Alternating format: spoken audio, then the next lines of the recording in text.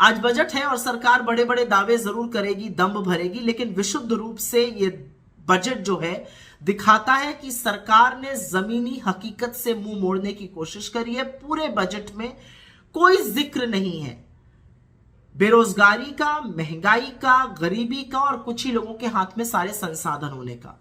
यह अलग बात है कि इस बजट ने सरकार का असली चाल चरित्र और चेहरा सामने लाके रख दिया है। जब बजट प्रस्तुत होता है अगले साल के लिए, तो इस वित्तीय वर्ष का जो असल में खर्च हुआ है, अनुमानित एक होता है और जो असल में खर्च हुआ है उसके बारे में भी असलियत बयां करता है। मोदी सरकार ने कृषि पर, प्रधानमंत्री किसान सम्मान निधि पर, शिक्षा पर, स्वास्थ्य पर, आदिवासियों पर, दलितों पर, मनरेगा पर लगातार पैसे में कटौती करी है। कृषि के लिए कहा था 83,000 करोड़ से ज्यादा खर्चा करेंगे, खर्चा किया मात्र 76,000 करोड़। पीएम किसान सम्मान निधि 68,000 करोड़ खर्चा करने थे, खर्चा किया मात्र 60,000 करोड़। यही नहीं, वित्त मंत्री कहती है 11 करोड़ किसानों को इसका फायदा मिल रहा है। 11वां इंस्टॉलमेंट आया है और मात्र 3 करोड़ 80 लाख किसानों को इसका फायदा मिल रहा है। शिक्षा पर बड़ा दम्भ भरा गया था इस साल, 1,04,000 करोड़ रुपए खर्चा होंगे। खर्चा असल में हुए 99,000 करोड़ रुपए। स्वास्थ्य पर 86,606 रुपए करोड़ रुपए खर्चा करने थे, खर्चा किए मात्र 77,351 करोड़। यही नहीं, आदिवासियों के डेवलपमेंट के लिए 4,111 करोड़ रुपए आवंटित किए गए थे, खर्चा कितने किए गए? 3,800 करोड़ रुपए।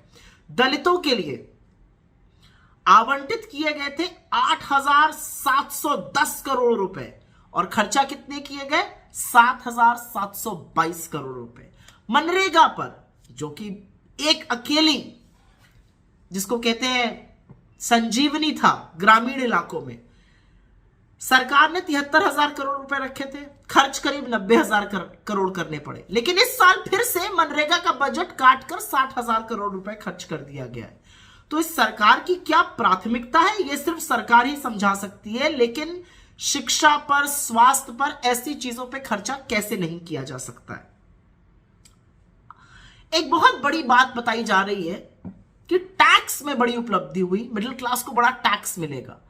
मिडिल क्लास को जो टैक्स देने की बात है वो 35,000 करोड़ का नुकसान होगा सरकार को, लेकिन सरकार जो नए लोग टैक्स में आएंगे उससे 30,000 करोड़ रुपए कमा लेगी। तो इस हाथ से देगी और इस हाथ से लेगी। वस्तुतः टैक्स का फायदा जो बहुत खरबपति लोग हैं उन्हीं को होगा, सुपर रिच को, क्योंकि वोट स्लैब काफी कम किया गया है। भारत जोड़ो यात्रा का असर तो दिखा इस बजट में। वित्त मंत्री ने बोलना ही शुरू किया कि सबको ग्रोथ का अंश मिलना चाहिए।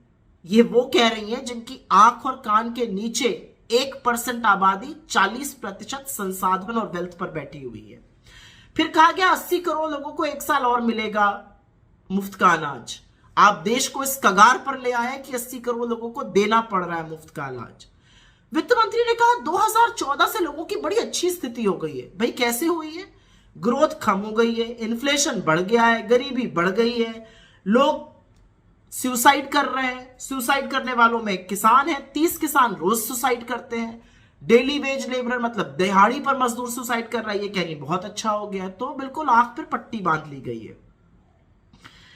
फिर इन्होंने कहा पीएम आवास योजना, पीएम आवास योजना पर 48,000 करोड़ रुपए दिया गया था, वो बढ़ाकर 77,000 करोड़ कर दिया गया। इस साल वो और बढ़ा के करीब 80,000 करोड़ कर दिया गया। मैं आपसे सवाल पूछना चाहती हूं, 42 लाख कम घर बने हैं, टारगेट से 42 लाख कम घर पीछे है, तो पैसा ज्यादा क्यों दिया जा रहा है? क्या इसलिए दिया जा रहा है क्योंकि खर्चा ज्यादा हो रहा है? फिर उज्ज्वला की बात हुई, हमने उज्ज्वला के इतने कनेक्शन दे दिए। अरे 90 लाख तो जिनके पास उज्ज्वला के कनेक्शन है वो दूसरी बार अपना सिलेंडर ही नहीं भरा पाए हैं। एक ही सिलेंडर भरा पाए थे, फिर दाम ऐसे बढ़ाए कि वो इस लायक नहीं रहे।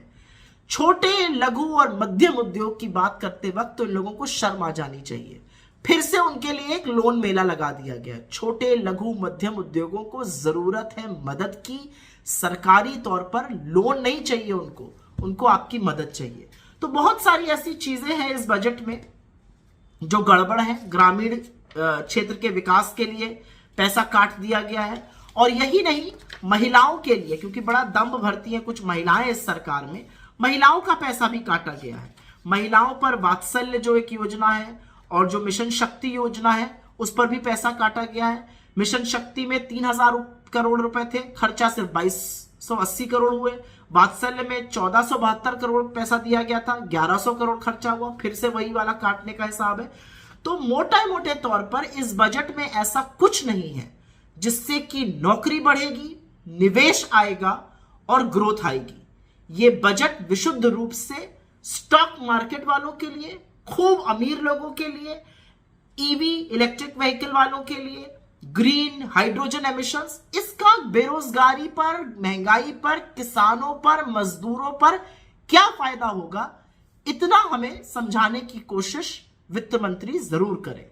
बिना उसके ये आधी अधूरी बातें हैं, ये खोखले दावे हैं, ये बड़े बड़ी डींगे भरते हैं, लेकिन वस्तुतः खर्चा उन आंकड़ों से बहुत कम करते हैं जरूरी चीजों पर।